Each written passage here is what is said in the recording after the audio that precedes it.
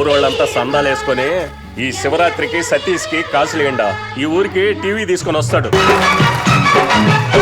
ఆ రాజప్పగాడు నా పొరుగు మొత్తం తీశారా. ఊరి పెద్దగా ఊళ్ళో ఏది తెచ్చినా ఫస్ట్ నేనే తెచ్చేవాడిని. అట్లాంటిది ఇప్పుడు ఆడి ఏది తెచ్చినా నన్ను ఒక ఎర్రి నా కొడుకులాగా చూస్తా ఉంటాను.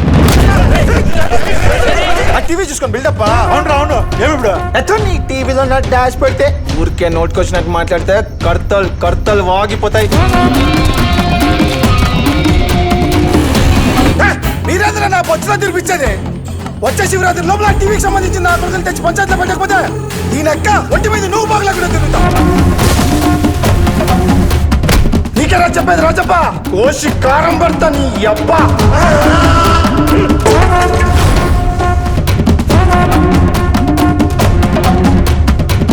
దీనంతటి కారణం ఆ టీవీ.